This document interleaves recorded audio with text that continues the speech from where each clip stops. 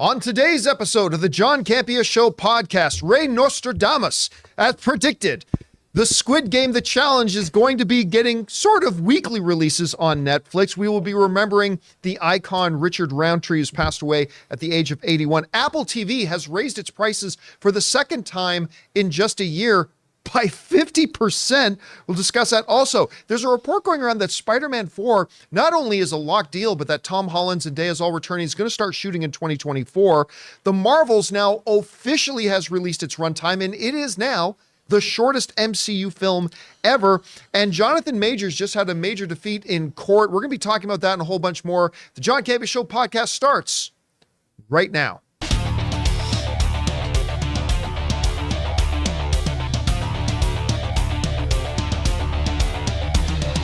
Well, greetings and salutations, everybody. Welcome to the best damn movie-related show on the planet Earth, the John Campea Show podcast, coming to you from right here at Hogwarts. I am, of course, your host, John Potter, and it is an awesome honor and privilege, as it is every day, to have you, our international friends, gathered around so we talk about our favorite things in the world, movies and movie news, TV and streaming, and all sorts of good stuff. Not just giving you our opinions, but giving you background information and context so you guys can form your own well-informed opinions, whether they're the same or completely different from ours. Joining us over here is Ray Muggle Aura. Ray, how you doing? Okay, Dumble John. Jonathan Voico's here. Hello. Writer, director, producer Robert Meyer Burnett is here.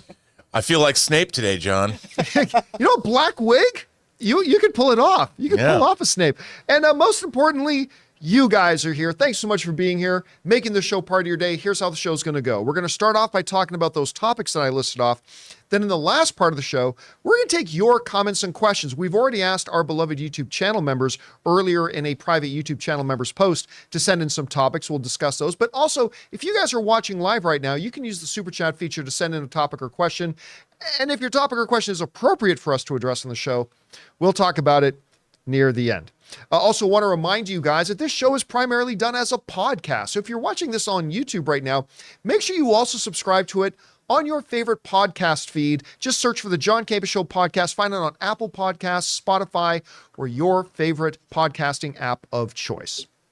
All right, guys, with all that down, let's get things started with this. Squid Game, The Challenge, the new game show, reality show based on maybe the most popular Netflix series of all time, Squid Game. They dropped their first trailer the other day, and even I, as somebody who has not been excited about this show, must admit it really got me interested and kind of hooked in. Well, during our discussion about that, Ray Aura threw out a prediction. He said, Netflix isn't going to drop this all at once. He said they're going to do this as a week release, and he's kind of right. This comes to us from Digital Spy, who write the following. Squid Game, The Challenge has confirmed its release schedule, with Netflix revealing that the reality show will air over a 3-week period. In a new update, Netflix has confirmed that the episodes will be released on a weekly basis from November 22nd until December 6th, with the 10 installments, 10 episodes, being split across the 3-week period. It is currently unknown how many parts will air on each date. So clearly it's probably going to be, I'm guessing it's going to be 4, 3, and 3, or 4, 4, and 2, or, something along those lines. Now, this is not new for Netflix. Netflix has kind of been playing around with these partial split up releases. Of course, traditionally Netflix just, a season of TV is coming out, they drop the entire season all at once, right? That's their tradition. But they've been playing in recent years with splitting things up. They did that with the final season of Lucifer. They did that with the last season of Stranger Things. They've also taken a couple of series and experimented with the weekly releases. I believe Arcane was also another one of those. By the way, my all-time favorite animated show, Arcane. I believe they dropped that in 3 installments. So they're going to do this with Squid Game. And it makes sense, right? You want to build up anticipation and drama and then let people stew on it, talk about it, buzz about it for a week, and then drop the next set of episodes. Rob, I've been saying for a long time that I believe it is inevitable. Netflix will ultimately, whether it takes 2 more years, 3 more years, 4 more years, they're ultimately going to be going to a weekly release thing. All the stats have just proved that works better. Was this the right kind of show to take this approach with? What do you think? Well, I think it is because obviously this is a competition show, and by definition, who's going to win is built into the appeal of a program like this. Yeah. So if you were to drop it all at once, people would watch the last show just to spoil it. Right. That's the first thing that they would do. And I think that, for Netflix, this is like an eternity to string it out. Yeah. It's as opposed to making it all just bingeable at once. And I do think, John, this has the potential. I mean, I really want to see it. It has the potential to be a water cooler show. I think people are going to get really into it. I think people are going to watch this and they're going to be like, who's going to win? They're going to have favorites. They're going to talk about it. At least now they can stretch that excitement out for a couple of weeks, because how much value does this show have in 6 months or a year from now? Right. Once everyone knows who wins. I mean, it's going to be really interesting. I mean, they'll never release the analytics, but it'd be interesting to see in 6 months or a year, what was the drop off like once people know the results.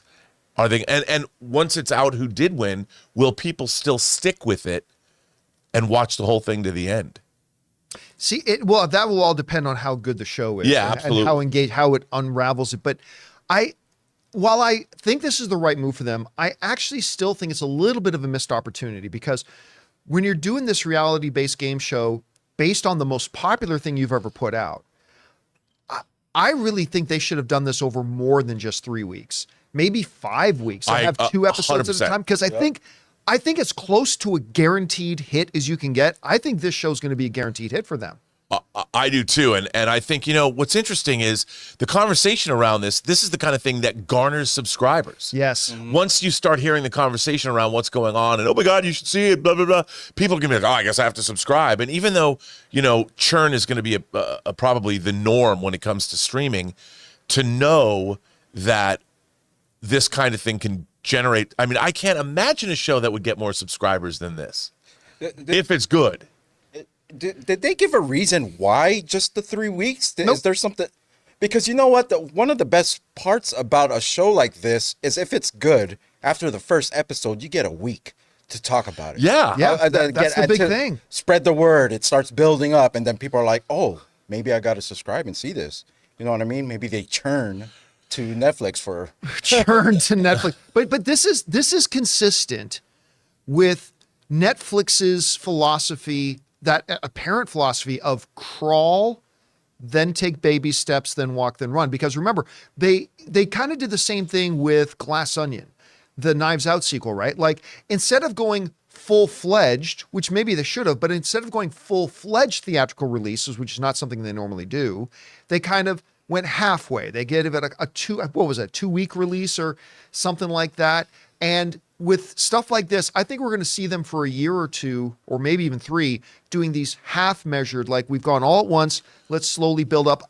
I don't necessarily agree with that philosophy, but the philosophy has its merits. I go back to the problem that when wrestling was really popular, what they had Raw 1 week, right? And then you had to wait for the next one.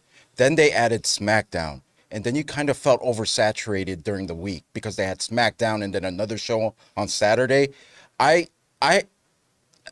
scared that's going to happen with this show. In 3 weeks, you have 3 episodes during that week. Where's the excitement in between? Well, I mean, it's building up to it, though, right? Right, Because right. you do have a winner at the end, so it's all going to be, let's see if this thing works for them. I absolutely think it's the right move compared to just dropping it all at once. I kind of think they should have spread out a little bit more, but let's see how well it works out for them. All right, guys. With that down, let's move on to this.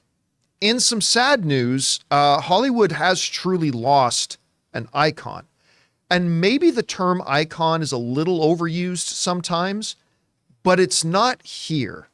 Richard Roundtree has passed away at the age of 81. This comes to us from the folks over at Variety who write the following. They said this: Richard Roundtree, an icon of blaxploitation film, who starred as Detective John Shaft in Gordon Parks' 1971 action thriller, died Tuesday afternoon after a short battle with pancreatic cancer. He was 81 years old. His death was confirmed by Patrick McMinn, his manager since 1987. He said, Richard's work and career served as a turning point for African-American leading men in film, McMinn said in a statement. The impact he had on the industry cannot be overstated.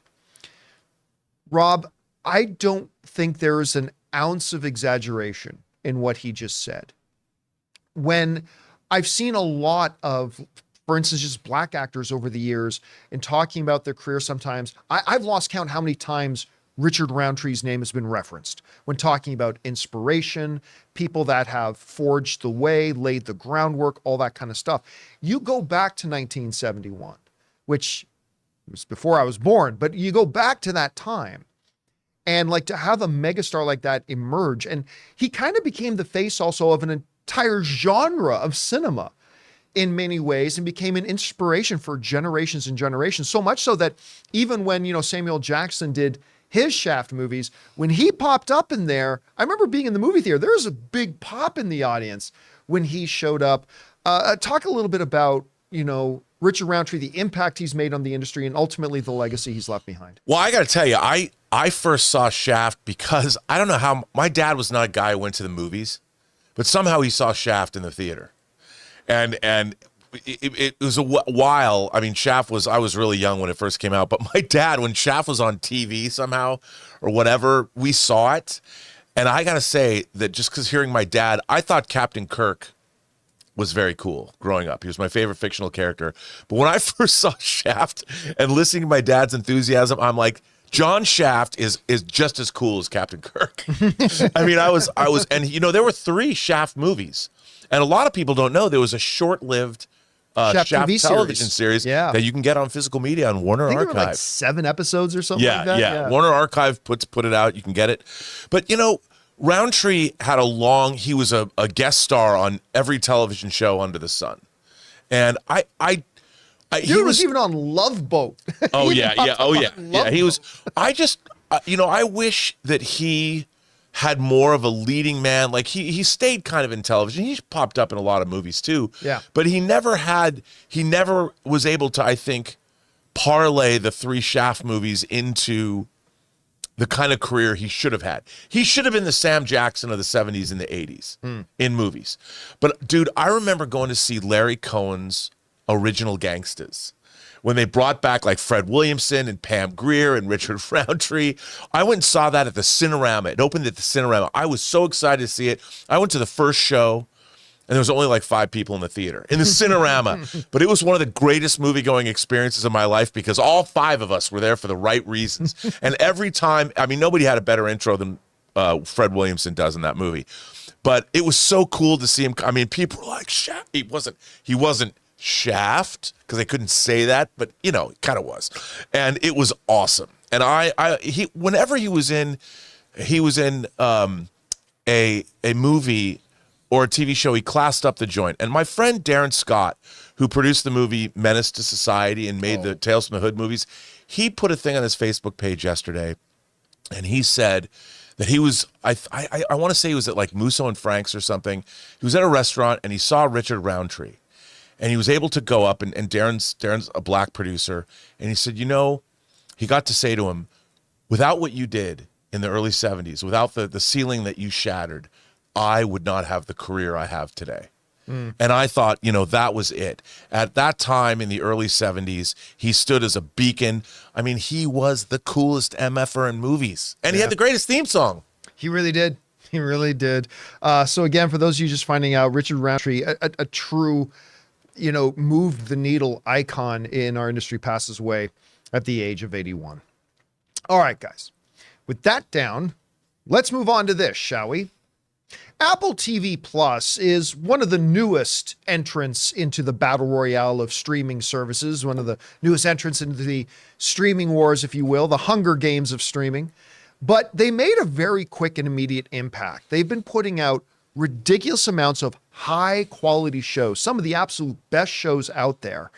And they've done it when they came out of the gate at a price of $4.99. Now, a little under a year ago, they raised that price to $6.99. And well, you knew they weren't done because they've raised the prices again. And it's not just a small raise. It's like a 50% raise in their price. This comes to us from the folks over at Variety who write the following. Apple has hiked the price of its Apple TV Plus streaming service for the 2nd time in a year. The tech giant updated the pricing info for Apple TV Plus along with its Apple Arcade and Apple News Plus subscription services and Apple One bundles on its website Wednesday. The new price of Apple TV Plus is $9.99 a month in the US, up from $6.99 previously. The annual price is increasing from $69 a year to $99 per year. Existing subscribers will see the price increase 30 days later on their next billing renewable date. All right. Streaming service increases prices is a headline that is basically coming every week now. But I mean, we can't be surprised, right? Like, we all knew a long time ago that the price of streaming services was only going to go up, and especially Apple TV Plus. Because Apple TV Plus came out at a ridiculously low price at $4.99, $5 a month. It is now officially doubled up to $10.99 a month, or $9.99 a month, $10 a month. I will say this about it.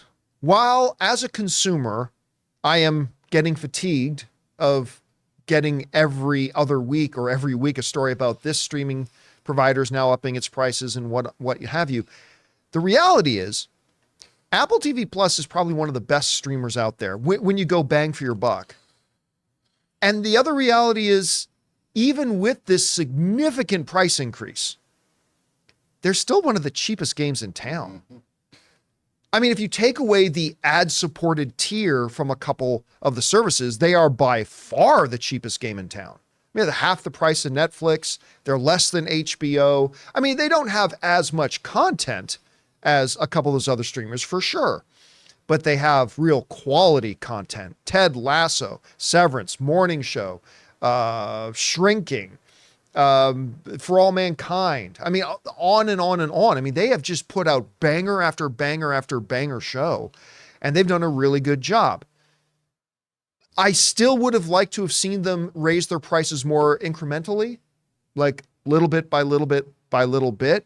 Literally 1 year and 1 day ago, the price was half of what it is now today.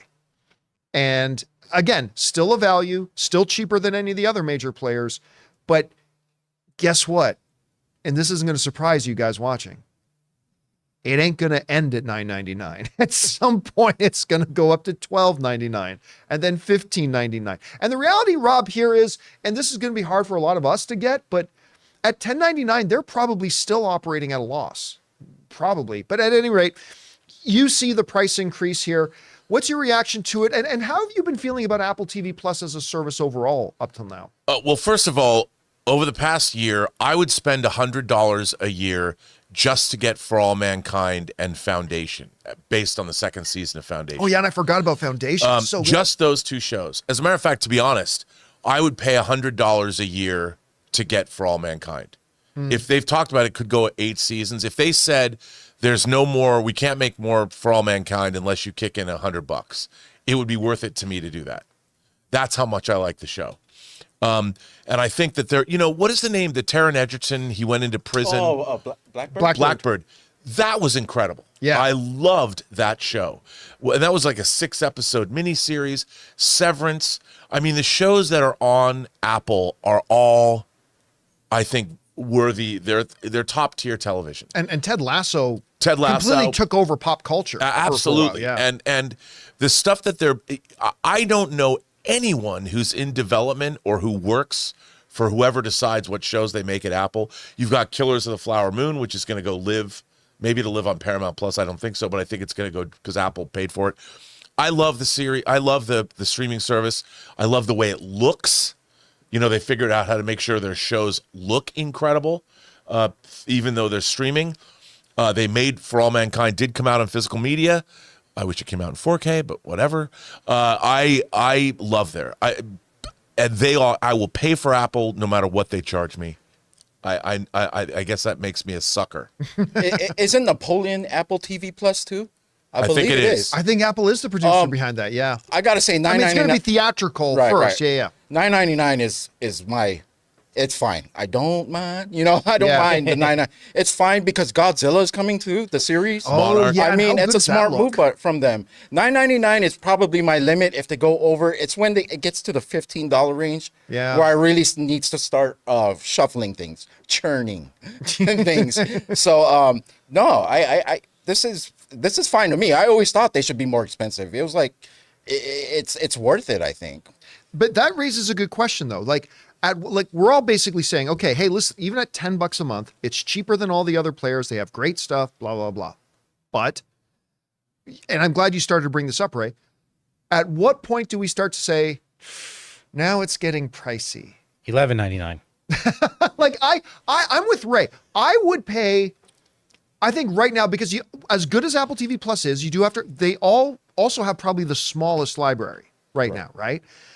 I would probably be willing to go to $15 a month on it. But if they start going over $15 a month, that's where I'm going to have to start questioning, where does it live in my must-have streaming services list? I would drop everything else. If they went up to 15, and I would drop everything else I had just to keep Apple. For right now, that's the way I feel about the service. And I would, John, I think that the cost of what they're doing, Killers of the Flower Moon being $200 million, I don't know how much Napoleon costs. And Godzilla can't be cheap. Godzilla can't be cheap. I'll bet you their cheap. production, they hit like $1 billion or $2 billion or $3 billion. They've hit a number where they're like, oh, our shareholders are going to look at this and go, they're going to want some kind of return. We can't just make whatever we want. So they're being responsible. They also recently announced that Apple TV Plus is committing $2 billion a year to theatrical releases. Yeah.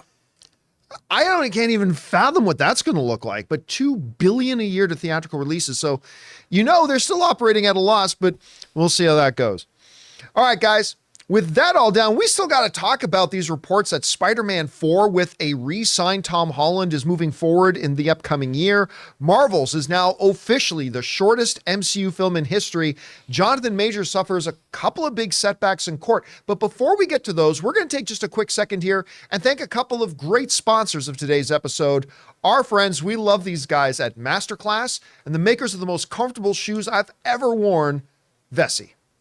We want to take a moment and thank the sponsor of this video, MasterClass. Guys, as a small business owner, I am finding myself having to be in negotiations all the time, whether it's with new contractors, vendors, or even agencies that represent our company. Now, I don't like to go into these negotiations unarmed, so I found the perfect class on MasterClass, The Art of Negotiation by Chris Voss, a real-life former FBI lead hostage negotiator. Taking this class on MasterClass made me feel a lot more equipped and confident going into all these various negotiations I have to do on a regular basis. With MasterClass, you can learn from the best to become your best anytime, anywhere, and at your own pace. An annual membership starts at just $10 a month, and you get unlimited access to every instructor, thousands of online lessons, exclusive content, insight, and much more. There are over 180 classes to pick from, everything from filmmaking with Martin Scorsese all the way to cooking with the great Gordon Ramsay. In MasterClass, you will find practical lessons that you can apply to your life and work. So guys, get unlimited access to every class, and right now, as a John Campea Show listener, you can get 15% off when you go to masterclass.com/Campea. That's masterclass.com/Campea for 15% off an annual membership. masterclass.com/Campea. Guys, we want to take a second to thank a sponsor of this video, Vessi. Now, you guys know I'm not exactly the most fashion-conscious guy in the world, but I love a great pair of shoes that are comfortable and I can wear almost anywhere. And growing up in Canadian winters when my feet got wet a lot, waterproof would be nice too. Enter Vessi. They make the claim that they're not just fashionable and super comfortable, they're also waterproof. Now, you guys remember, when I got my first pair of Vessis, I put them to the ultimate waterproof test. I actually stuck my foot in my pool, my feet stayed dry, and the shoes stayed dry. Incredible. And they're the most comfortable pair of shoes I ever owned. Well, that made me want another pair. So I got another pair of Vessis that look great and just equal that world-class comfort that I got from that first pair of shoes. They are absolutely my favorite shoes that I've ever owned. Imagine your favorite sneaker style supercharged with waterproof technology and unmatched comfort. No matter how you like to stay active, Vessi has the shoes for you. Trail-ready high tops, effortless slip-ons, and classic court shoes, all with a waterproof twist. They are just as comfortable and stylish as your favorite sneakers, but even more versatile. So guys, if you're anything like me and you want the most comfortable pair of shoes that look great, that you can take out hiking, wear to work, go to the gym, or walk through the water and snow, go to vessi.com/Campea and get yourself a pair today. Go to vessi.com/Campea and get 15% off your order using the code Campea. And thank you to our friends at MasterClass and Vessi for sponsoring this episode of the John Campea Show podcast. All right, guys, with that down, let's move on to this, shall we? A report is going around right now that not only is a Spider-Man 4 on the way, but that Tom Holland has re-upped and signed on for new films, and we could be getting it, as a matter of fact, sooner than you think. They could be going into production on it in 2024. And that is the topic of today's Mint Mobile Hotline question of the day. Listen, guys, if you've got a question for the show and like to hear your voice on it, go ahead and call our hotline number anytime 24/7 at 951-268-4259. We pick out one or two every day, and today's is about that Tom Holland rumor. Check it out. Hey, John and crew, this is Skylar from North Carolina. As you guys have probably seen by now, there's rumors going around that Spider-Man 4 could start production in late 2024, and that apparently Tom Holland signed a new deal for a new trilogy of films along with other appearances in the MCU. My question is, if this is true, when the actor strike gets resolved, when do you think Sony and Marvel would announce this? Thanks, and bring on the filthy. All right, Skylar, thanks a lot for calling that in. And yeah, to his point, there are these reports going around about the Spider-Man 4 getting some motion. As a matter of fact, this comes to us from the folks over at Superhero Hype who write the following. The fourth Tom Holland-led Spider-Man film is reportedly set to begin filming late next year. Insider Daniel Richman has shared on his Patreon via Twitter that Marvel and Sony are targeting a late 2024 production start for Spider-Man 4, which will reunite Tom Holland with co-stars Zendaya and director John Watts. Spider-Man 4 is expected to pick up after the events of No Way Home. The film ended with Peter moving into his first apartment and resuming his vigilantism, wearing a new comics-accurate Spider-Man suit. I still think, as much as I like that movie, that my favorite part of that movie was the fact that he got rid of the damn Iron Spider outfit. And that was a big thing of joy to me. All right, look, first of all, need to point this out. This is not coming from one of the top line outlets, all right? This story is not coming from Variety, Hollywood Reporter, Deadline, what have you. It's not coming from any of the top line sources, all right? It's coming from an online person who's got connections to definitely good track record, good reputation, often right, sometimes wrong, whatever. But I just want to set the context for this story, that this needs to be taken with a grain of salt, all right? That being laid out, I don't think there's anybody in the sacred timeline that hasn't believed that another installment of the Sony directed but Marvel produced Spider-Man series with Tom Holland was coming. I mean, we talked about this before. Even last year when Tom Holland was making these comments, oh, maybe it's time to let somebody else play. It's like, who are you trying to kid? You're not done playing this. You're not done playing this whatsoever. It hasn't really helped that all the other stuff that Tom Holland has tried to do has not really worked out so far.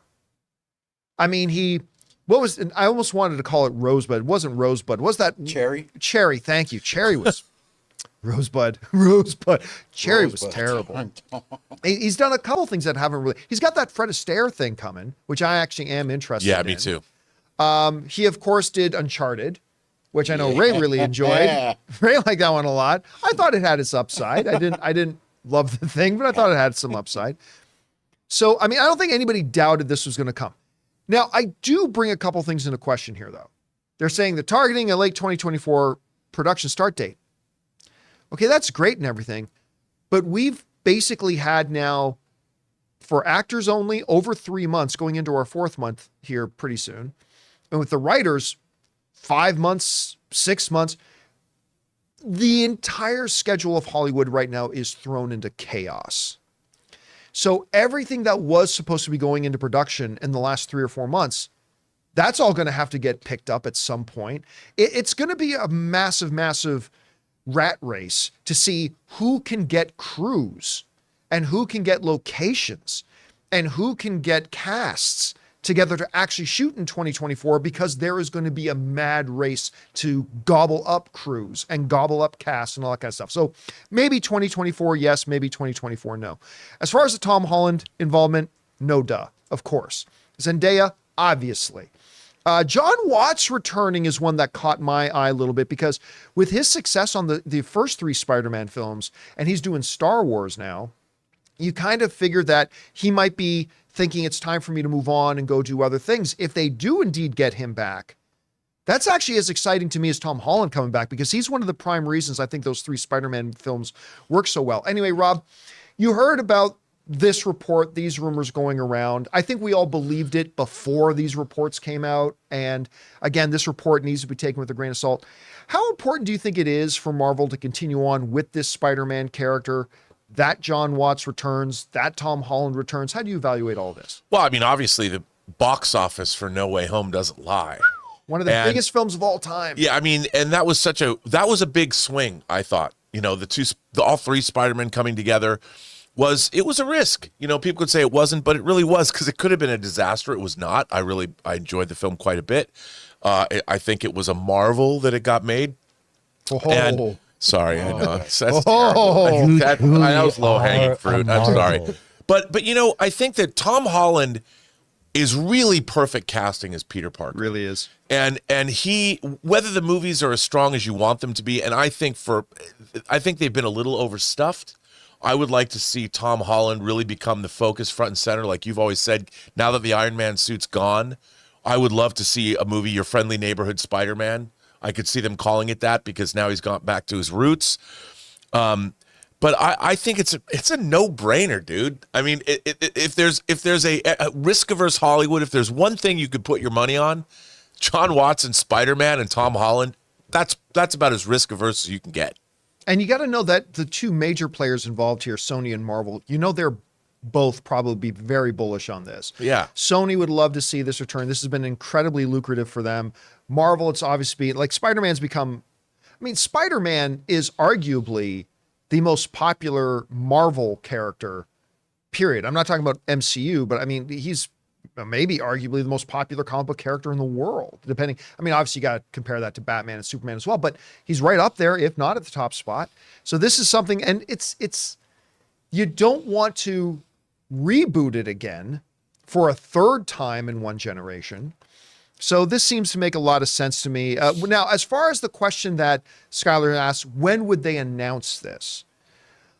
I wouldn't expect that they would announce anything until maybe summer of 2024, maybe at a Comic-Con or a Brazilian festival or something like that. But I don't see there being any need to announce something like this, when even right now we'd be, if this report is real, still a full year away from when they even start rolling cameras. Also, we're still in an actor's strike. Yeah. And the last thing they're going to do is announce something like this in the middle of the actor's strike. Yeah. And I don't even see them announcing it shortly after the actor's strike is done. So there's all that.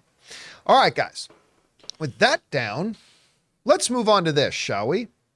The Marvels is coming out here in just a few weeks. And we talked yesterday about the fact that they just put out their most alarming news that the review embargo wasn't going to lift for it until the day before the movie comes out. To me, that's a giant red flag, but whatever. I enjoy the first Captain Marvel movie. I like it.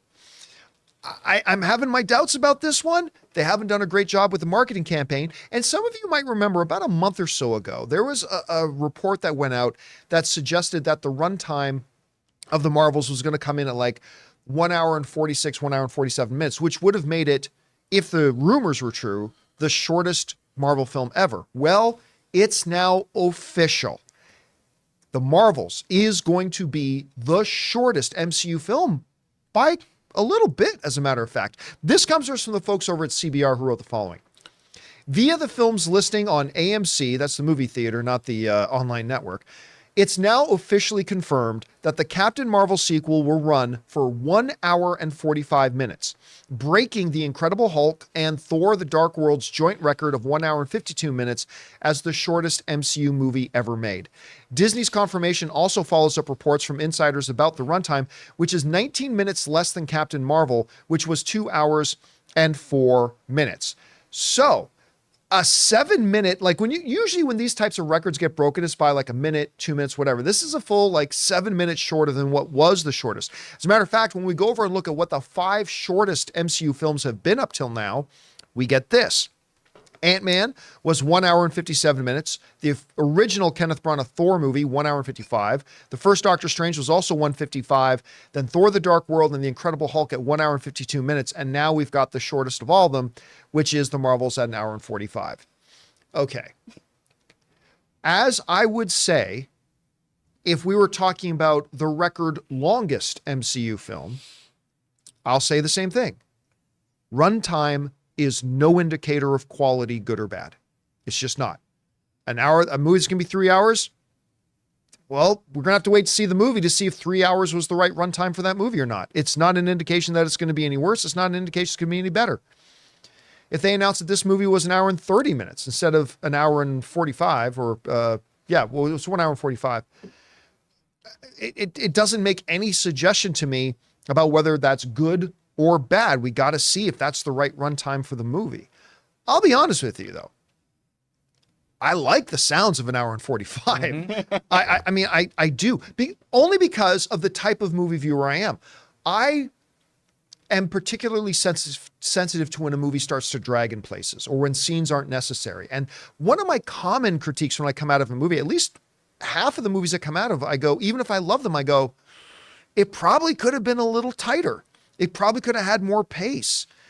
And at 1 hour and 45, who knows, maybe we'll go in and this will be the slowest, most dragged out movie ever, even at 1 hour and 45. But at least with 1 hour and 45, I think it suggests to me that they trimmed out a lot. Anything that wasn't necessary isn't in there. Hopefully that's the case. We'll find out when we see it. I'm still very alarmed by the fact that they're not releasing the review embargo until the day before the movie comes out. So, wah, wah. But listen, it's neither a good nor a bad sign, Rob, but I like hearing 1 hour and 45. I really do. I don't know. You hear about this runtime. It's now confirmed. What do you think? Well, we were talking about this yesterday, and I heard from Christopher Michael Woodburn, who's a longtime viewer of us, both of us, and the shows, and he said, Rob, I think you're missing something that I'm really excited to see this movie. And you and I have kind of taken the position that, doesn't look, and even I've like written this off. And I remember what I was saying about the first Captain Marvel movie, that don't underestimate the female audience. This has 3 strong female characters at its core. And maybe we've underestimated this. We're so used to living in our bubble that this movie, dude, the running time and the embargo gives me pause. So I'm saying this with a grain of salt. I think we both want this movie to be good. Oh, absolutely we do. Yeah, 100%. I don't know if it's going to be good, but like you, it doesn't matter how long a movie is. But I think there's more excitement around this movie than maybe we're realizing, because we tend to get in our bubble.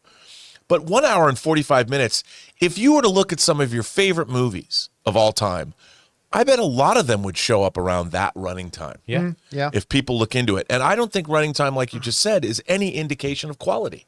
A great story is a great story. And I hope it's good.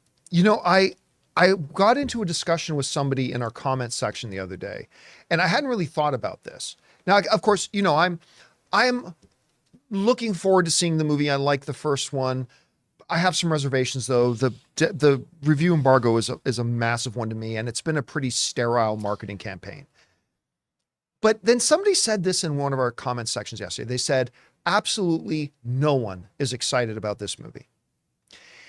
And I thought about that for a second. And I thought, I don't know that that's actually true. Right. Which is funny, because I might have said the same thing myself the day before. But I wrote back to this person, I said, well, there's been excitement about Martin Scorsese's Killers of the Flower Moon. That movie opened to what? $25 million? $24 million? Something like that. I said, the Marvels right now on the low end is projected to make $75 to $80 million in its opening weekend, and it might be higher than that, which is literally triple the amount of people that went out to go see a $200 million Martin Scorsese film. That's not to say that this movie is going to be as good as Killers of the Flower Moon by any stretch of the imagination. But I said, can we objectively say no one's excited about this movie when they're projecting 75?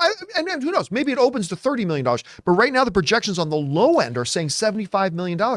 Maybe you're right. Maybe there is more excitement for this than we thought. I think there might be, because remember, the first movie grossed over $1 billion. Yeah. And the first movie did not, do you think it was better than, say, the first Doctor Strange movie that didn't make $1 billion? I mean, it's. I do not, by the way. I think that, look, again, do not underestimate the female audience. You're going to have mothers and daughters who like the first movie, that pushed the first movie over $1 billion, going to this. Our film pundit space, especially on YouTube, is not a fan of this movie, hasn't been a fan of this movie, probably will never be a fan of this movie, but you can't just look there. You have to look at the tracking. You have to look at the fact that the first one was $1 billion banger. I mean, maybe not a banger for us. I liked it. I saw it more than once in the theater. It's not top shelf MCU. No. But I thought it was an enjoyable little I liked it. You know what? If that movie had come out when I was like 12, that was awesome, dude. I love the Skrulls, man. We'll see. I mean, like that at the end of the day, is the movie going to be any good? And, you know, the reason I say sterile, and we were talking about this yesterday, is because there's really nothing in the trailer so far that has gotten me excited. Like there's nothing in there's nothing new. They haven't proposed anything in the trailers that got me excited. At the same time, to be fair, it's not like some other trailers where I've seen things in other trailers for other movies that I've gone, oh God, that looks bad. There's been nothing in the trailers that turns me off either. It's just been sterile. It's been muted almost in many ways. So I don't know what we're going in for. I really don't yet. I got a question. Yeah. Do you think Shang-Chi is going to be in this movie? You know, you brought that up to me the other day. And I thought it was possible before. I am growing in that belief. I would almost say it's a coin toss at this point. Again, consider Shang-Chi actor Simu Liu, good Canadian kid, by the way. Simu Liu made a comment a few months ago that we talked about on the show where he said, you just might see Shang-Chi sooner than you think. He made that comment. And when we look at the marketing materials, at some of the marketing materials for the Marvels, there are references to the Ten Rings. We saw in Ms. Marvel, in the TV series, where they got the bangle, was standing on top of a giant engraved 10 rings symbol on the floor in the ruins. They've been hinting at these connections. And of course, at the end of Shang-Chi, you have Captain Marvel talking to Shang-Chi. That's not exactly definitive proof, but I've gone from like a 10% chance to a straight 50-50 coin toss that we actually see Shang-Chi. And I'm going to be very excited if they do, because I think Shang-Chi is one of the best things they've made in the last couple of years. And if not Shang-Chi, what about his sister? The 10 rings. But she doesn't possess the ring. She's more just like a gangster. But they might go and talk to her about it, or somehow something. Maybe. That's possible. Girl power and all that. Because remember, at the end of Shang-Chi, what did it say? It didn't say Shang-Chi will return. At the end of Shang-Chi, the words that came out on screen were, the 10 rings shall return. So, I don't know. We'll see. All right. Guys, with that down, let's move on to this, shall we? Jonathan Majors is, of course, in the headlines for some great reasons. Loki season 2 is out, and in my opinion, it's much better than season 1 was. I'm really enjoying Loki season 2. But he's also been in the headlines for the wrong reasons. Obviously, he's got some court problems, some serious allegations, and all that kind of stuff. Well, his attorneys submitted a motion to dismiss, basically saying to the court, look, this is not even something that should go to trial. We present this evidence. We think this just needs to be dismissed right now. Well, according to a story in Deadline, that's been rejected. And the court has ruled that there is enough evidence there that he absolutely needs to stand trial. And he lost that motion. This comes to us from the folks at Deadline who wrote the following. A New York judge has ruled that actor Jonathan Majors must face trial on domestic abuse charges. In a hearing on Wednesday, New York Supreme Court Judge Michael Gaffey denied a defense motion to dismiss the case and set a start date of November 29th for the trial. Gaffey also revealed, now this is interesting, Judge Gaffey also revealed that the defense has filed a new motion under seal that seeks to keep details related to an undisclosed evidentiary matter shielded from public view.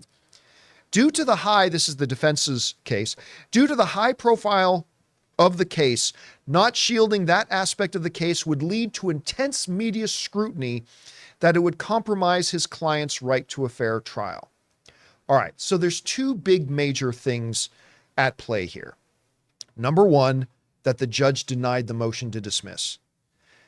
You guys will remember when this all kind of popped up and came to light a number of months ago, Jonathan Majors' attorney did this big song and dance saying, oh my God, I have so much evidence that shows my client is innocent that I can't even tell you about it. But we have so much evidence that my client's innocent.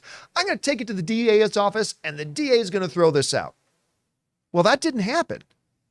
Despite Jonathan Majors' attorney's insistence that they had all this stuff that's going to, the DA is not even going to prosecute. The DA looked at everything and said, no, the evidence says we should prosecute. And now it's gone one step further, that they actually brought all this supposed evidence to a judge who has looked at all the evidence, and the judge has said, no, we're not dismissing this. There is clearly enough evidence here that he needs to be, he's got to face trial for this. The other interesting thing here is that, again, going back to his attorney's big assertion that I have all this evidence that shows how innocent he is, his attorney has now filed a motion asking that the court not let the public know about some of the evidence. That to me, and let me bring up the quote again, bring up the NDI again. The last little paragraph, due to the high profile of the case, not shielding that aspect of the case would lead to intense media scrutiny that it would compromise his client's right to a fair trial. Now, the judge has not ruled on this motion yet to keep some of the evidence private. The Judge Gaffey is apparently allowing media companies and members of the public to file an objection because obviously the media wants access to a public court case and stuff like that. But they are asking that some evidence, which obviously is going to lead a lot of people to go, well, what evidence are you trying to keep secret?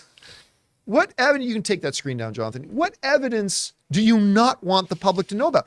I thought your attorney said, we got all this evidence that clearly shows the innocence of our client. Well, why are you trying to keep? Now, I do want to point out that it could be something that absolutely does not suggest Jonathan Majors' guilt, but might be personally embarrassing, right?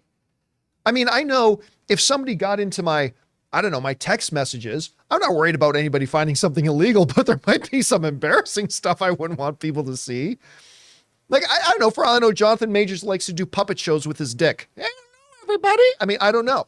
And that has nothing to do with his guilt or not. Yeah, I was going to say. Yeah. I thought that's Friday normal. night, baby. I'm just saying, We've all been getting together and never mind. no, I'm just saying something that doesn't at all what was that, suggest Jonathan? his guilt. It might just be personally embarrassing, right? And maybe something like the attorney said that would subject him to real media scrutiny, because, if the media got their hands on something, not that, but something like that, it would be very embarrassing and maybe affect his ability to have a fair trial. Look, something else I need to point out. The judge denying their motion to dismiss the case, what that tells us is that there is enough evidence that he does need to face trial. But it does not mean he's guilty. He could very well still now face trial.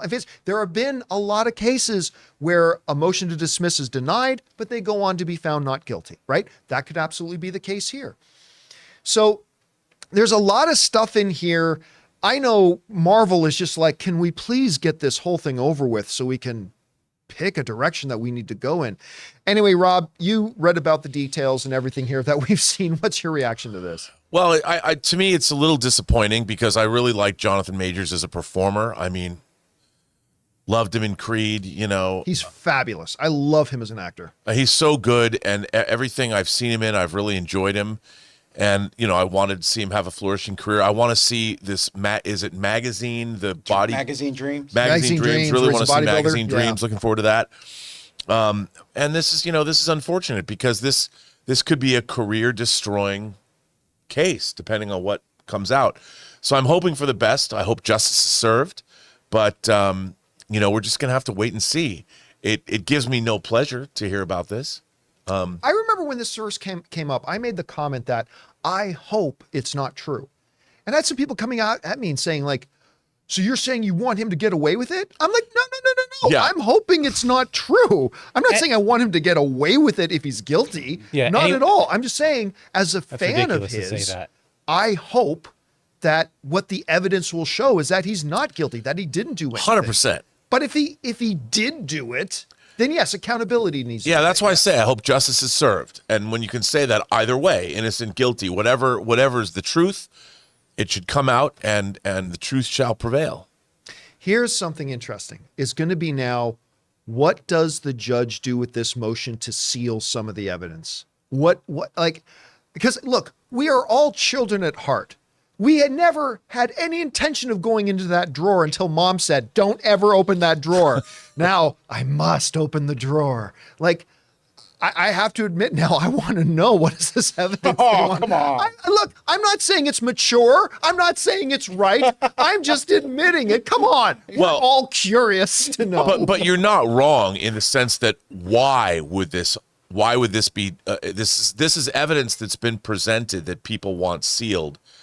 That's never a good sign, because they're saying it'll be prejudicial to a jury and it'll be prejudicial to the public at large and to future employers. So, it'll be interesting to see how this all turns out. Again, now the start date is November 29th. Again, I'm going to maintain the position I've always had. I hope it's not true. I really do. I am very curious to find out what is the stuff they want to keep sealed. But hopefully once the court case starts, they can get through it rather quickly and get to whatever determination they're going to get to. And for now, we'll just keep watching Loki season 2 and try to forget about the drama that's going on in the courts there right now. All right, guys. With all that down, we're now going to move over and start taking your live comments and questions. Of course, we're going to get to the topics that our beloved YouTube channel members have sent in, but if you're watching live, you have the opportunity to fire in a comment or question for us to address, at least for the next couple of minutes while we leave the super chats open for a little bit longer. But before we do, we're going to take another moment and thank another sponsor of the John Campea Show podcast today, my mobile service provider, and they should be yours, Mint Mobile. Guys, we want to take a second to thank a sponsor of today's video, Mint Mobile. Signing your life away to a big wireless provider is kind of like being trapped on a roller coaster from hell. Sure, it looks like fun at first. They probably even threw in a free phone, but now you can't get off. Month after month of insane bills and unexpected thrills, like overages and surprise fees. If that sounds like your current big wireless plan, it's time to get off the ride with Mint Mobile. For a limited time, wireless plans from Mint Mobile are just $15 a month. That's unlimited talk, text, and data for just $15 a month. You guys know before I came to Mint Mobile, I was paying triple what I am paying now on the standard big wireless plan, and I will never go back. All plans come with unlimited talk, text, and high-speed data delivered on the nation's largest 5G network. Use your own phone with any Mint Mobile plan and bring your phone number along with all your existing contacts. To get your new unlimited wireless plan for just $15 a month and get the plan shipped right to your door for free, go to mintmobile.com/Campea. That's mintmobile.com/Campea. Cut your wireless bill to just $15 a month at mintmobile.com/Campea. And thank you to our friends at Mint Mobile for sponsoring this episode. All right, guys, with that down, let's get over and start taking your questions here, shall we? Jonathan, what do we got up first? We got Christian Baby who says, my girlfriend and I were having a little bit of a debate, and I was curious about your input, John. Which MCU movie do you like more, the very first Guardians of the Galaxy or Captain America Winter Soldier? I like Guardians of the Galaxy. Tell you what, a month ago, I easily, without any hesitation, would have said Winter Soldier. Because of my wife's obsession with Guardians of the Galaxy 3 and rewatching all the Guardian stuff, including the Christmas special, multiple times, I sat down with her a couple weeks ago and rewatched Guardians of the Galaxy 1. And it's been a while since I did. I forgot, Rob, how extraordinary that movie is. That movie is fantastic. You know, whenever I think about my top 10 MCU, I never really thought of the first Guardians, but it absolutely deserves to be in there. It's incredible. I still think I would lean towards Winter Soldier, though. It was like the first Marvel film that really transcended just the comic book genre, became that 70s political thriller of what it was. And there are a lot of people who actually think that Winter Soldier might be the greatest comic book film of all time. I think I'd put a couple above it, but they're both worthy. I would say Winter Soldier. What about you, Rob? I'm going to go with you because, look, Guardians could exist without the MCU. If there was That's no true, yeah. MCU and they just made a Guardians of the Galaxy movie, it'd be great. And the MCU could exist without Guardians of the Galaxy. Absolutely. But Winter Soldier, to me, was when the MCU cemented itself as one of the greatest franchises of all time. It was great already, but that film and what it had to say and the fact that they brought in a really big political bent really added to the MCU overall. The performances were great. It's a fantastic film. All right, what's next? Digipoc says Netflix did the same thing last year with the Mole Game Show. Week 1 was 5 episodes, week 2, 3 episodes, and week 3, 2. Yeah, like I said, over the last couple of years, they have started to experiment with this format. And they're continuing on here. This is a great one to continue that experiment with. I'd like to see them now start graduating onto, again, like they did it with Arcane. They released it in 3 batches. They're going to do it with Squid Game. I'd like to see them now start to extend that out, maybe 4 weeks, 5 weeks. But I think that is the direction they're going in. And I think they're going to have a lot of success with this with Squid Game. And I think maybe next time a show like this comes around, they're going to stretch it out more. All right, what's next? I think with 5, you're better off because you could do 2 at a time. Vixter writes, look out for The Killer at cinemas from this weekend for just a couple of weeks. Shame it's not theatrical longer. It's great. Fassbender is fab. I have been fascinated with this movie for a long, ever since I heard its first synopsis. Look, I don't know that there's an actor out there who really needs a great movie right now more than Michael Fassbender. We went through a number of years where Fassbender was considered maybe top 10, top 7, top 8 in the business. He was getting Oscar buzz. He was getting all that kind of stuff. And then all of a sudden, through no fault of his own, he appeared in a string of shit-face movies. Like just awful garbage movies. And it really killed his thing. Now he's got Next Goal Wins coming out, which I'm actually very excited to see. They played a trailer for that again yesterday. So I'm looking forward to seeing that, but I hope Killer's good. I thought the trailer looked great. I want to see Michael Fassbender back at the top of the mountain. So let's go. All right, what's next? Shamrock Vibe says, won our last rugby match. Got a crack in my ribs, so I'm resting. Do girls play American football? Is it shown on TV? Is it a big sport? I have played against girls from New Zealand and Australia, amateurs. No, there is no women's like league. contact football league or anything like that. There have been stories about like high school teams. And I remember once even one of the U.S. college teams, I think, had a female punter. Not punter, but place kicker. And so it happens there from time to time, but it's such a physical sport. Like, yeah, there's speed, there's agility, all that is a part of football, but just brute physical, collisions and stuff like that is also a part of it as well. So you're not going to see it be as prevalent as maybe, I think, you have a better chance of maybe someday seeing a female player in the NBA or seeing a female player in another sport like that, but probably not football. All right, what's next? Walter, gotta scroll this down a little bit. Scroll up. Walter White Walker says, just visited Kennedy Space Center. As always, this place brought a tear to my eye, maybe even more so with For All Mankind fresh on my mind. Amazing. I've never been to the Space Center. I gotta admit, I've never felt an urge. I'm not one of these people who's always been fascinated with space travel or anything like that, despite the fact that I'm a sci-fi junkie. I've been to the one in Florida, not Texas, not like Mission Control.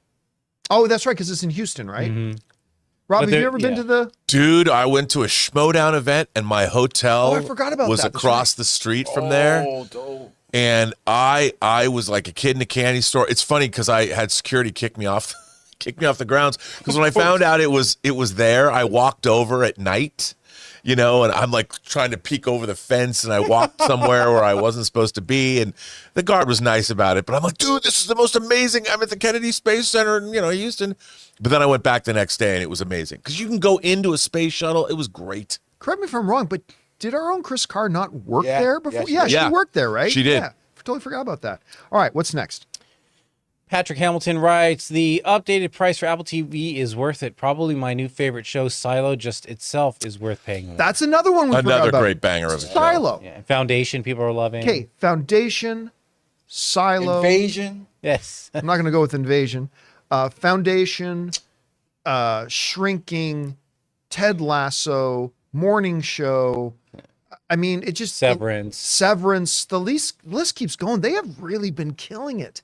Like, absolutely. I think A Sleeper killing has been slow horses. Not a lot of people view it, but I enjoyed it. Yeah, no, listen, I've never heard one person say a bad thing about it. So, I mean, they've just been the only one that I have not liked, that I've straight up not liked, despite the fact that I love the lead guy in it, was Jason Momoa's C. I Yeah. didn't like C at all. But other than that, almost everything I've watched on Apple TV. Wait, Slow Plus Horses, killed the it. Gary Oldman spy show. Yeah. Yeah. That's another great show. Yeah, it's fun. It's good. All right, what's next? Okay. Asper writes, "Hi Bob, for all mankind after show." That would be a good like after show like title. Hi Bob. It's a little late, but yeah, Yeah, I 'Cause they mean- don't do it anymore. Dude, I mean, Ray Ora and I should do an after show, man. I'm telling you. you know what the two of you should do? Seriously? Go to space. No, Sock puppets. a For All Mankind from episode 1-1, a rewatch. Yeah, like a We've retrospective. talked about that. Yeah, Yeah, retrospective leading up to. leading up to the Yeah. next season or whatever. Yep. And we have to buy spacesuits. And we have to do it with helmet on. You guys could do it outside the Kennedy Space Center with flashlights. You can just light yourselves with flashlights. We'll finance the whole thing. Every week, fly down to Texas. Get kicked out a different way every week. They're just running with a portable microphone, running in front of the guards. Oh, why aren't you amused by this, Rob? All right, what's next? Walter White Walker's back. Oh no, I already read that one. Devin Lita says, "Have you kept up with the latest controversy surrounding Sniper Wolf taking live footage of Jack's film's home?"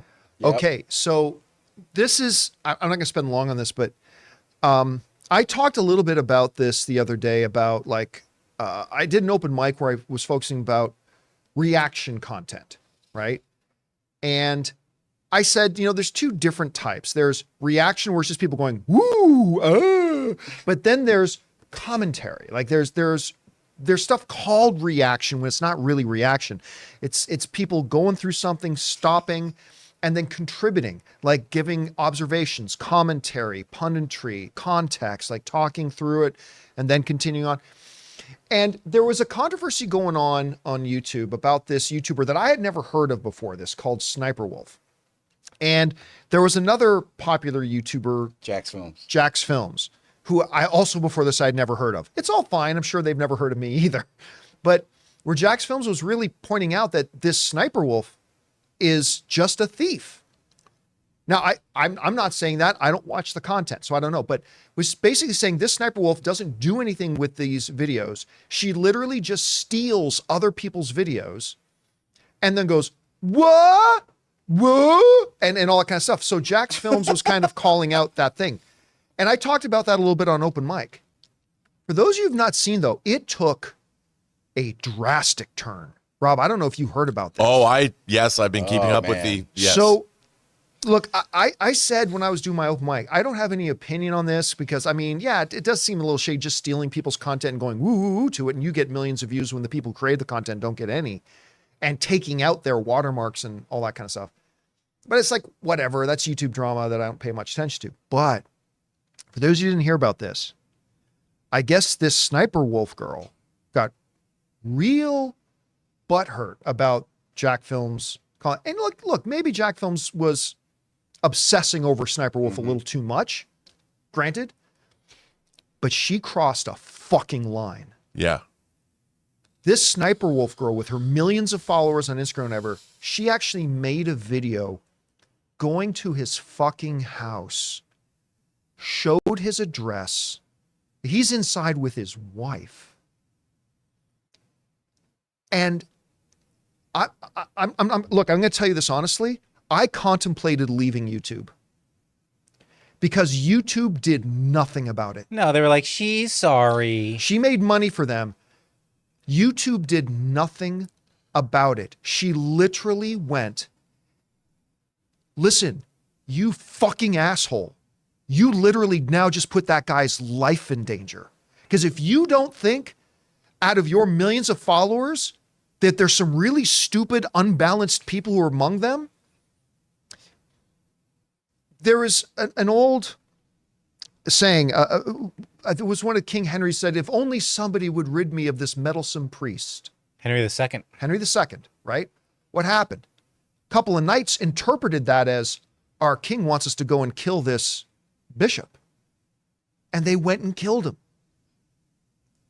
Going at, look, everybody, here's this guy's house, blah, blah. You have literally just put that guy's fucking life in danger.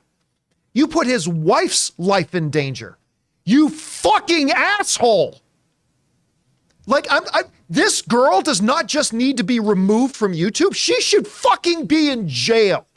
Wasn't she demonetized by YouTube? They Temporarily. say. Or something like that, like for a week or something like Yeah, that. it was like a slap on the wrist. This girl needs to face criminal prosecution. They literally shut Because she down. literally put somebody's life in Yeah. danger. And they've shut down channels because they joked about doxing somebody, Yeah. and then she did it. Yeah. And they're like, she didn't mean it. It was a joke. And listen, it's so funny. I've got a wonderful YouTube rep. I do have a wonderful YouTube rep who's been trying to get me for about a week now. And I've just not responded to her because like I'm trying to calm down for this because I seriously feel like I need to say to them, look, you need to show me you're doing something more because I don't know that I want to be on this platform. I'm ready to retire. I'm ready to straight up retire. So I don't give a fuck. Like I'm in a place right now I can retire. So I don't give a fuck. But I don't know that I want to be on this platform anymore.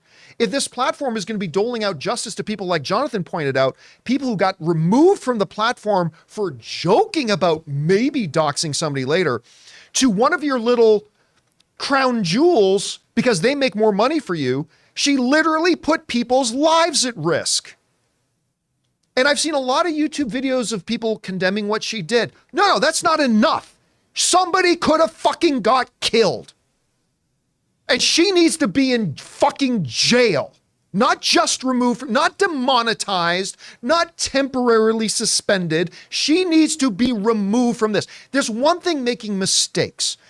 We all open our mouth and then tomorrow think, I should not have said that. That happens. But the idiotic things I may say about an opinion about Star Wars or about what I think about this hair, whatever, she literally put somebody's life in danger. Also, and it was premeditated. And it was premeditated. It was premeditated, and she did something that was specifically designed to harm. Yes. The intent was to harm. Well, she had to travel there. It's not like they live next to Yeah, each but other. Right. She had to shoot there. But then, come Yeah, on, she man. had to shoot there. She was shooting his house. Whenever you get over the age of 30, it's time to start doing like She didn't like that handling she- your problems yeah. in a much more. Mature way. She didn't like that she was I'll getting tell you what. called out, and none of it was false. So If she had done that to me, you know what? I'm going to refrain from saying what I was about to say. That's But probably it wouldn't have been good. Yeah. Like they need to take action. They have to take real action. Because if they don't, Yep.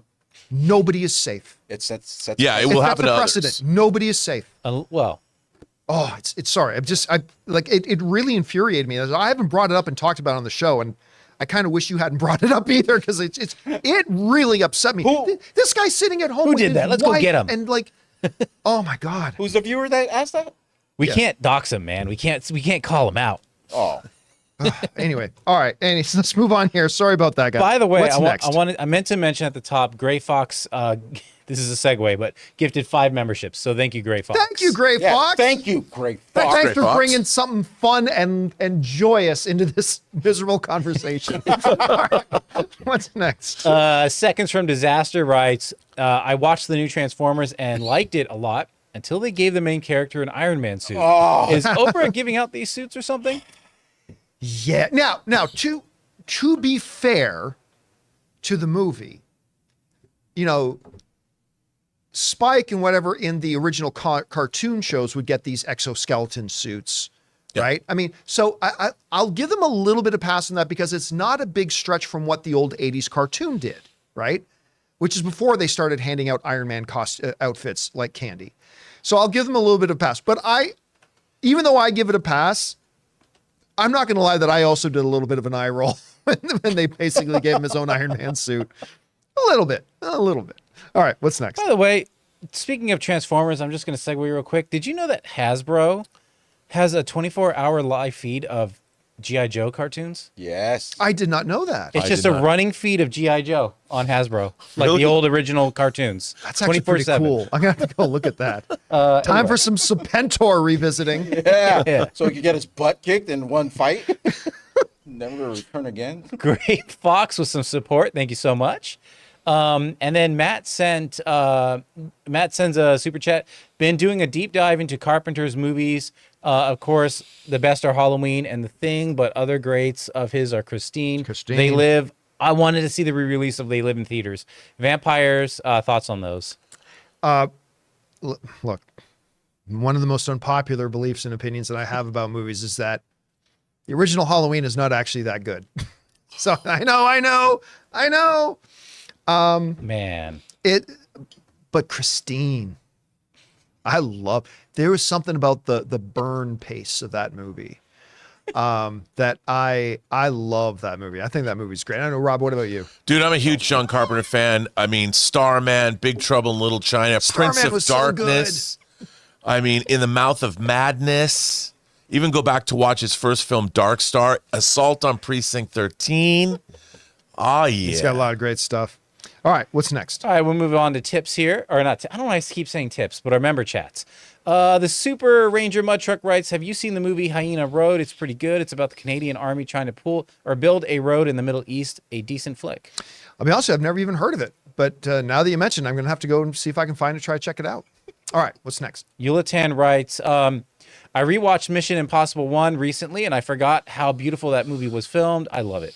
Stephen Burham's postmodern cinematography was masterful. That movie had no business looking that good. I wish they would revisit that. I wish they would revisit that. To bookend the franchise. It's this is gonna sound weird to say.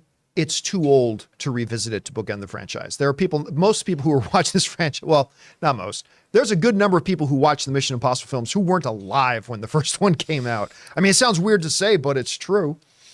It's funny mentioning the first one, which was quite good. I think there have been many that have been better.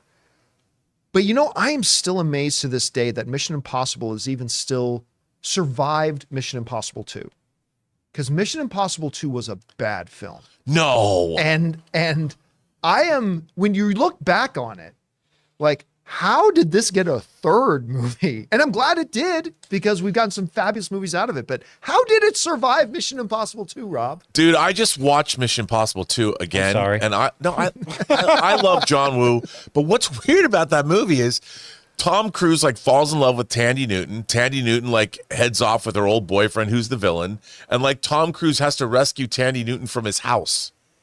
That's the movie. It's not even a really it's, with doves flying around gunfights. I mean, it's Dude, the moment they locked sultry eyes as their cars were spinning out of control near a cliff, I'm like, oh, that's the best. When should they I first meet leave on the right cliff. now? It's great. Come on, I love it.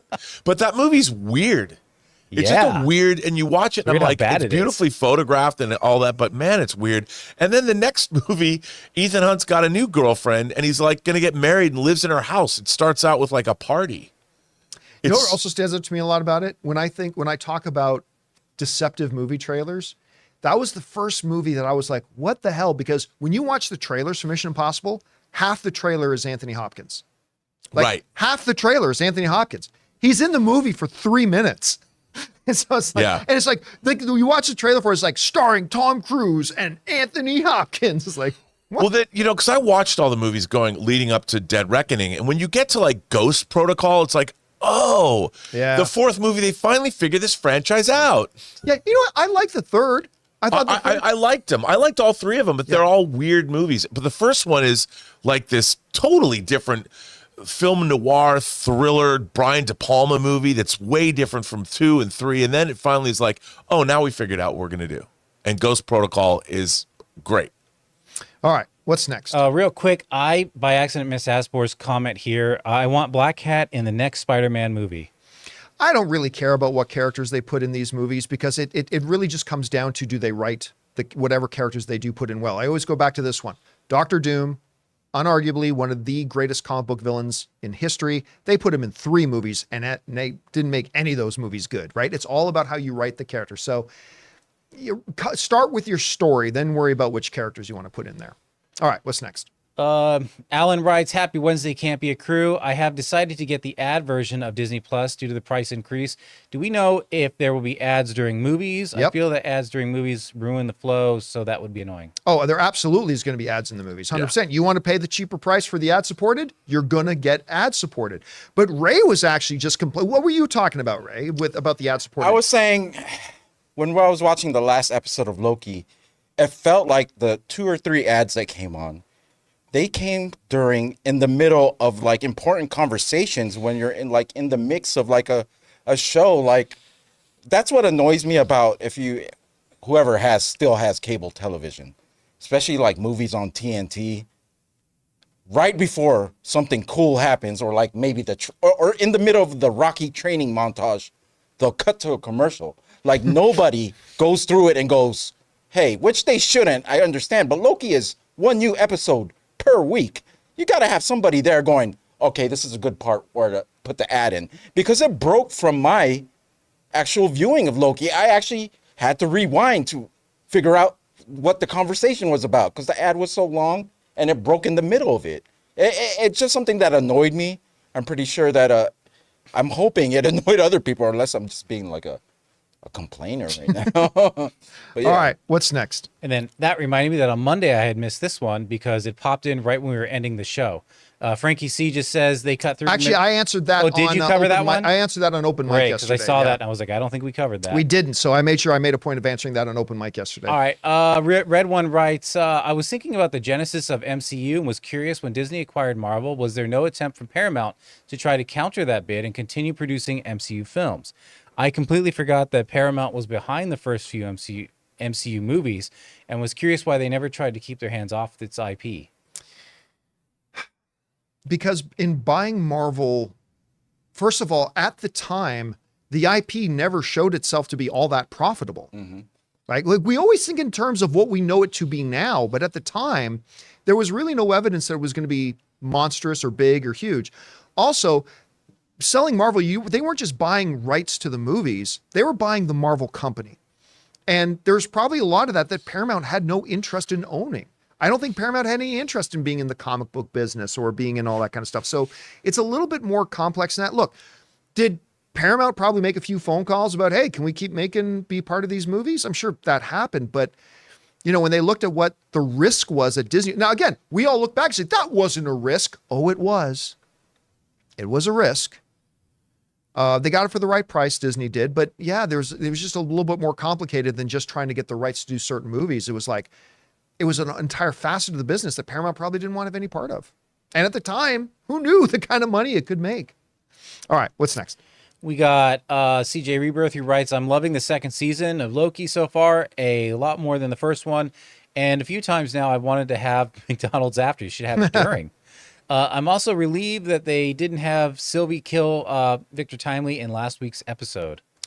Would have been kind of repetitive had they done that. Yeah, look, I've said it before, I'll say it again. I'm really preferring this season of Loki so far over season one. Now, Marvel shows tend to have strong starts to their shows.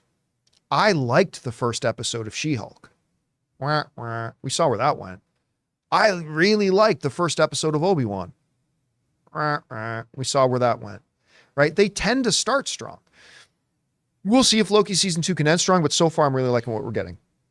All right, time for two more. What's next? Right, we've got King Daddy Goat, who says, hey, everyone, John, I couldn't help but think you looked like Eugene Levy and Ernest Borgnine had a baby. That was yesterday's. Anyway, when I had the I had the outfit on. I don't think this case looks good for Majors with all that been said today. Do you see a positive outcome? Because my optimism has faded fast. Thanks, Spring on the Filthy. Absolutely, 100%. Again, look, let me emphasize this. The two things to keep in mind. The fact that the judge denied the motion to dismiss, what that tells us is there is enough evidence and proof there that the judge feels he needs to go to trial for this. Going to trial does not mean guilty, right? It should be in no way being interpreted as a sign of guilt. It just says there is enough there that it warrants a trial. And many times, motions to dismiss lose, like Jonathan Majors did, but the person still goes on to be found not guilty, right?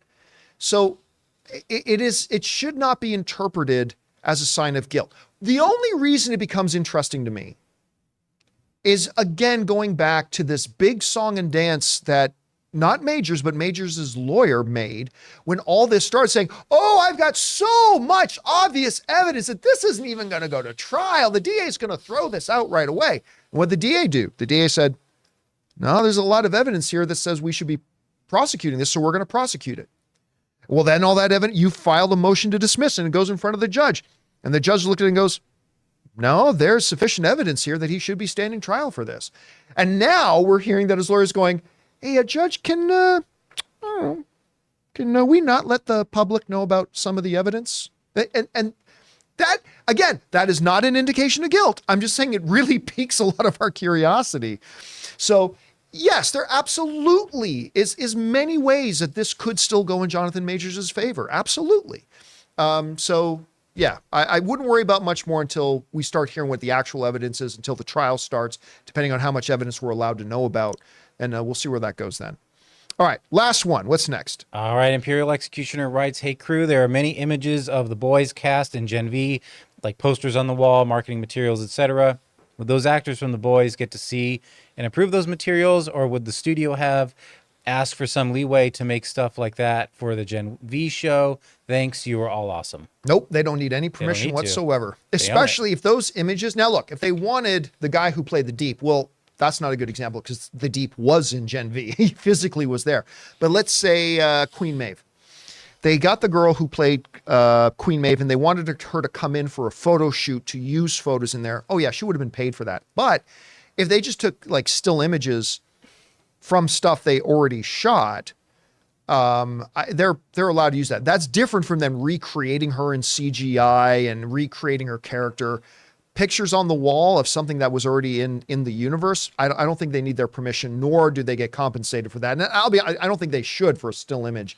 I don't know. What do you think, Rob? No, I think you're absolutely right. I mean, if they brought somebody in to shoot a bit, they'd have to be paid for that day.